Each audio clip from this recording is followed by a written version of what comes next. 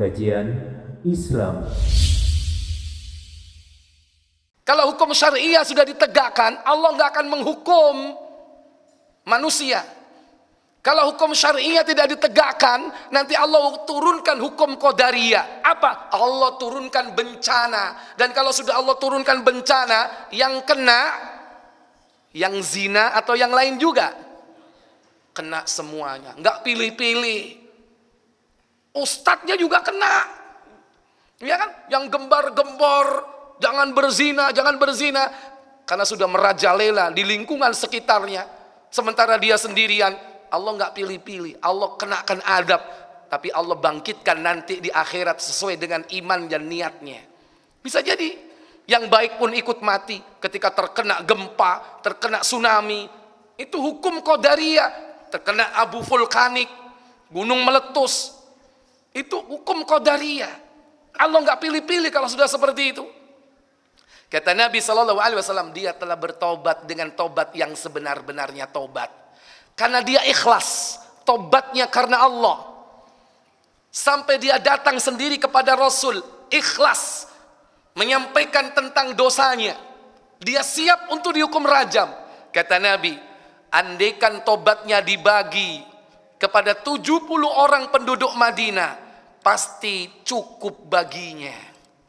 Kenapa? Karena ikhlas. Jadi kalau ikhlas pahalanya besar. Bisa mengcover 70 orang kalau dia ikhlas. Bagaimana Ustadz kalau tobatnya nggak ikhlas? Ketika dirajam dia lari, sakit lari. Ternyata dia jatuh, kena juga, mati akhirnya. Bagaimana? Tetap dosanya diampuni oleh Allah. Nol. Dosa apanya? Dosa zina. Karena dia ujung-ujungnya mati. Cuman dia nggak ikhlas, tidak seperti wanita ini. Maka kata Nabi SAW, manakah lagi tobat yang lebih utama daripada menyerahkan nyawa untuk Allah, datang dengan mengaku tentang dosanya. Nah, antum di negeri ini tidak ada penegakan hukum rajam, ya kan? Bagaimana kalau di negeri ini nggak ada penegakan hukum rajam? Maka pelaku-pelaku zina harus bertobat dengan tobat yang sebenar-benarnya. Semoga mudah-mudahan Allah mengampuninya. Tapi masih ada rasa takut. Sifat roja, berharap, khauf, takut. Takut kalau tidak diterima tobatnya. Berharap kita diterima tobatnya. Ya semoga itu selalu ada dalam dirinya sampai mati. Sehingga dia betul-betul menghindar segala celah-celah, yaitu menuju kepada perbuatan zina. Ditutup rapat-rapat perbuatan zina itu, celah-celahnya. Maka kalau masa lalu kita kelabu atau bahkan hitam kelam, penuh dengan kemaksiatan, tobatlah dengan tobat yang sebenar-benarnya tobat. Pertama, an-nadamu, menyesal. An-nadamu taubah. Penyesalan itu adalah tobat. Kemudian ingatlah Allah, zikrullah, zakarallah, yaitu mengingat Allah, laksanakan sholat taubat. Sebagaimana diajarkan oleh Nabi kita dalam hadis Tirmidzi, ketika dia bertobat, kemudian dia berwudu, berdiri dia bertakbir, yaitu melaksanakan sholat 2 rakaat mungkin minimal. Setelah itu apa? Fastaghfaru lidunubihim, yaitu beristighfar kepada Allah, mohon ampun atas segala dosanya. Dan yang keempat apa? Berjanji, walam yusirru ala ma fa'alu, tidak merajalela dalam tobatnya itu, dalam perbuatan dosanya itu. Tidak merajalela, tidak mengulangi lagi. Berjanji kepada Allah. Dan yang kelima, yaitu tidak menceritakan dosanya. Karena Allah itu mu'afan, yaitu maha pengampun. Illa al-mujahirun, kecuali orang-orang, yaitu mujahirun. Siapa mujahirun? Orang yang ketika dia berdosa, besok harinya dia ceritakan kepada orang lain. Itulah yang tidak diampuni oleh Allah Jalla wa'ala. Inti gak ada apa-apanya, kecil, gua nih, ya kan? Semua sudah kulakukan, begini begitu, bangga dengan dosanya. Berarti dia belum bertobat. Harus ditutup rapat. 5, kalau orang bertobat, celah-celahnya itu semuanya harus ditutup. Termasuk di phonebooknya, nama-nama mantan-mantannya harus dihapus. Itu bentuk tobat. Kalau masih ada nomor mantannya hari ini di phonebook, belum tobat. Halo, dicek. Masih ada enggak? Ustadz, sudah saya hapus Ustadz, tapi hafal. Berarti otakmu yang harus dihapus. Ikhwatal iman, itu caranya menutup celah-celah agar kita tidak masuk kepada perbuatan dosa. Semoga Allah mengampuni dosa kita. Sebagaimana firman Allah, yaitu di dalam surah apa? Surah Al-Furqan ayat 68, 69, 70. Walladzina la yad'una ma'allahi ilahan akhar wa la yaqtuluna an-nafsa allati harrama Allahu illa bil haqq wa la yaznun. Dan orang-orang yang tidak menyembah selain Allah, dan orang-orang yang tidak membunuh jiwa yang diharamkan oleh Allah kecuali dengan alasan yang hak, dan tidak berzina. Wa may yaf'al dzalika yalqa athama. Barang siapa yang melakukan hal itu, syirik, apalagi membunuh, apalagi berzina, siapa yang melakukan itu kemudian tidak bertobat kepada Allah, yalqa athama, Allah akan balas dia dengan siksanya. Kalau dia tidak tobat di dunia, kelak di akhirat apa? Pada ayat 69, yudha'af lahul 'adzabu yaumal qiyamah, akan dilipat gandakan azabnya kelak di hari kiamat. Wa yakhlud fihi muhana, dan dia disiksa selamanya, kekal dalam keadaan terhina. Illa, kecuali man taba, bagi orang yang bertobat, wa amana, beriman, wa amila amalan salihah, dan mengerjakan amal saleh. Faulaika yubaddilullahu sayyiatihim hasanah. Mereka itulah orang-orang yang diganti perbuatan buruknya dengan perbuatan baik. Makanya harus tobat yang sebenarnya. Maka Allah pun akan mengampuni dosa-dosa kita. Ikhwatal iman, aizakumullah. Jadi begitu Pak, wallahu a'lam. Satu lagi terakhir, silakan.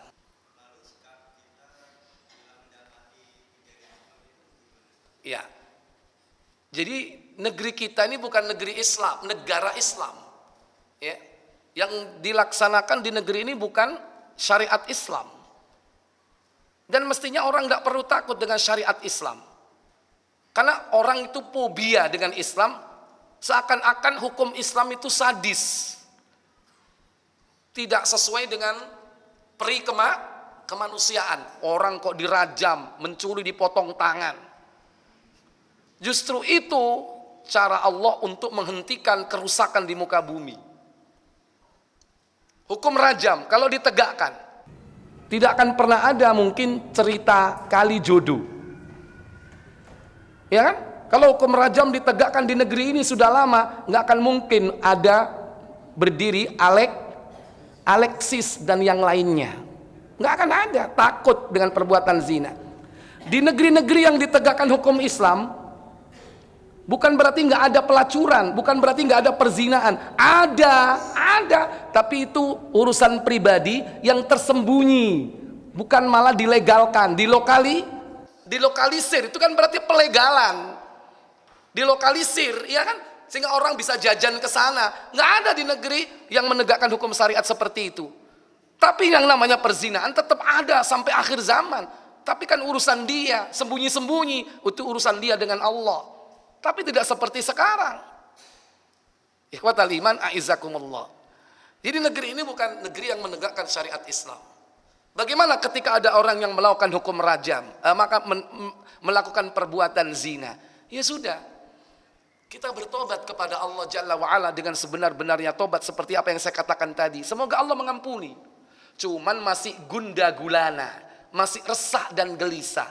Karena pilihannya dua, bisa jadi Allah mengampuni, bisa jadi Allah tidak mengampuni. Tergantung kita betul-betul tobat atau tidak. Tapi kalau sudah ditegakkan hukum rajam, pasti diampuni. Ya, kalau orang sudah ditegakkan hukum rajam, pasti orang itu akan diampuni oleh Allah. Rela atau tidak rela, ikhlas atau tidak ikhlas. Kalau sudah ditegakkan hukum rajam, diampuni dari dosa zinanya. Adapun dosa yang lain tetap ada, nggak ada hubungannya. Dosa yang lain, dosa bohongnya, dosa mencurinya, itu masih ada. karena dosa itu beda-beda hukumannya. Dosa zinanya akan dihapus. Rela atau tidak rela, terpaksa atau tidak. Tapi kalau belum ditegakkan hukum Allah, hukum syariat, ada dua kemungkinan. Bisa diampuni, bisa tidak diampuni. Pertanyaannya, pengen yang diampuni apa tidak?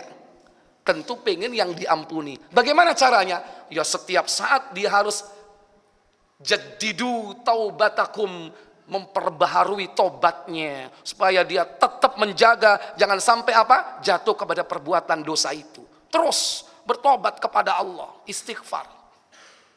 Nah, kalau seandainya hukum rajam itu ditegakkan, tidak boleh ditegakkan oleh perorangan. Yang menegakkan itu hukumah, yang menegakkan pemerintah. Tidak lantas, oh itu ketahuan berzina, diketahui banyak orang, ada saksinya, ayo rame-rame dilempar batu. Nggak boleh. Nggak boleh melakukan seperti itu. Karena yang harus menegakkan itu adalah siapa? Pemerintah. Karena di sana ada sistem. Kenapa? Maka ada pengadilan, didatangkan ya, tertuduh, pelaku dan yang dilakukan, dua-duanya harus hadir. Ada saksi, ya. Kemudian ada hakim yang memutuskan. Tidak lantas orang secara berkelompok, entah dilakukan organisasi tertentu atau kelompok masyarakat tertentu, tidak boleh. Yang menegakkan hukum itu adalah hukumah. Tapi ketika yakni hukumah tidak menegakkan itu, maka tobatlah kepada Allah Jalla wa'ala dengan sebenar-benarnya tobat. Semoga Allah mengampuni dosanya. Ya, tapi yang betul jangan sampai hal itu terjadi. Artinya jangan sampai melakukan perbuatan zina atau homo. Harus diantisipasi. Karena itu termasuk perbuatan dosa besar yang diancam dengan siksa dunia, alamul barzah, dan sampai di akhirat. Jangankan di akhirat, di alam barzah, kalau dia tidak bertobat, disiksa, ditungku api, dikumpulkan mereka dalam keadaan telanjang, laki perempuan, kemudian dibakar dengan api. Mereka lari semburat keluar dari tungku itu. Ketika api itu padam, masuk lagi mereka ke tungku. Itu diterangkan dalam hadis Bukhari tentang pelaku-pelaku zina disiksa dalam kuburnya.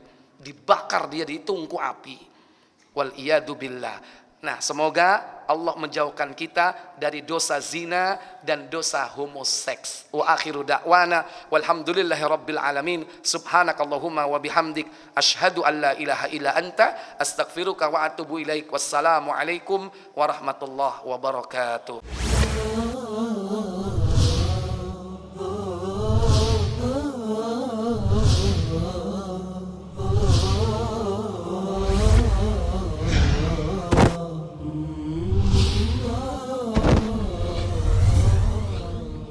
Kajian Islam.